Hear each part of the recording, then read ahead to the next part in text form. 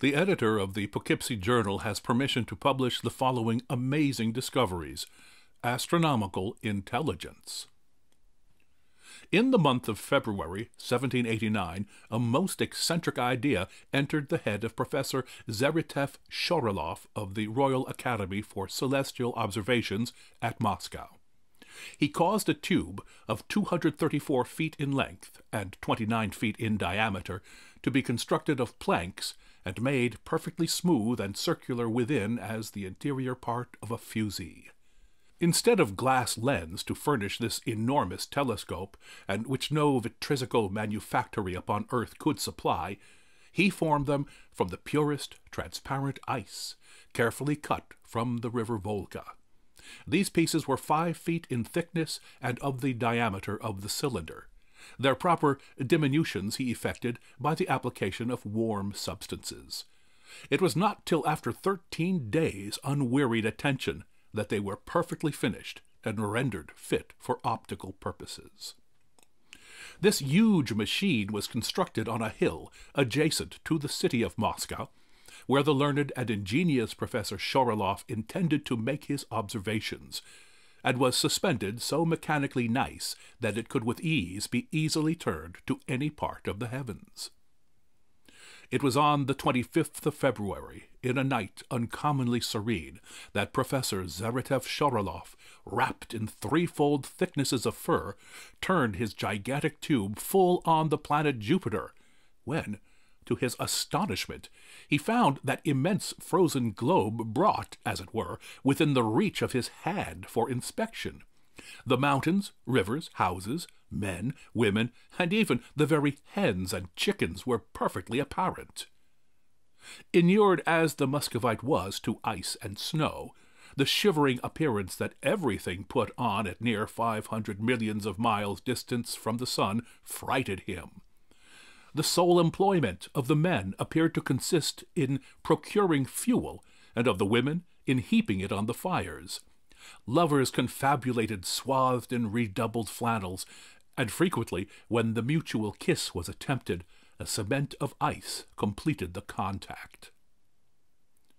From these frigid scenes, the astronomer, shivering with sympathetic cold, turned his telescope to glowing Mercury. Everything was in contrast to Jupiter. There external frost held its dreary reign, every pulse beat low, and life was almost afraid to avow its existence. Here all was glowing sunshine and hurly-burly. Lawyers were worse than loquacious, coquettes fidgeted in frenzy, and the very ducks danced on the mud. The heat appeared intense. Joints of meat were roasted before the sun, as on our globe at a kitchen fire, and apple pies and custards were baking on every stone wall. The professor had already thrown off 2 of his fur gowns when the planet Mars caught his attention. Ye that delight in blue coats with white or scarlet facings, or gold or silver epaulets, red feathers with black tops, or black feathers with red tops, hats cocked, hats flopped, or infantry caps, muskets, small swords, broadswords, bayonets, howitzers, royals, long 12s and 48-pounders, behold a banquet for you all. In this region everything wore the appearance of hostility. Farmers plowed in gaiters, dropped feed corn from cartouche boxes, and digged potatoes with spontoons. The very women flew above in the style militaire. Their mops were made to resemble sponges, the rims of their spinning wheels looked like trucks, and their spawn pots were 13-inch shells. Professor Zarytyev Shorolov saw a love scene, where the lady resisted as a besieged citadel, and the gallant made his approaches by zigzag and countermine. Hail, happy region, where woman for once is the governing animal, and men appear, perhaps as they ever ought, tagging humbly in the rear. Charming Venus, thine is the realm where masculinity dares not rear its audacious front, but lovely femalism is all in all. Thus exclaimed the Russian sage when the beauteous orb of Venus met his enraptured eye. In an elegant dome, where every lattice and portal were thrown wide open, that all might see and hear, for ladies love to be heard and seen, were seated an assembly of matrons to legislate for the community.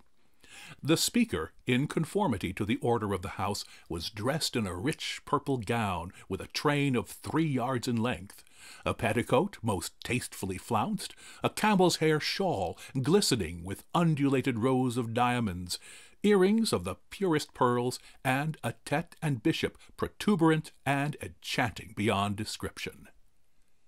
The secretary was observed to make her minutes with a quill from the wing of a sparrow, and dipped her ink out of a reservoir of real horn.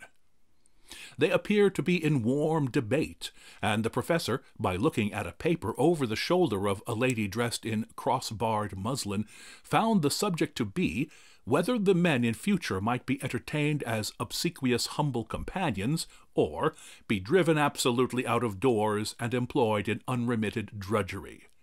A majority appeared for the latter measure, but the satirical Sherlock could not help remarking that several very engaging damsels offered their services as overseers of the poor yahoos.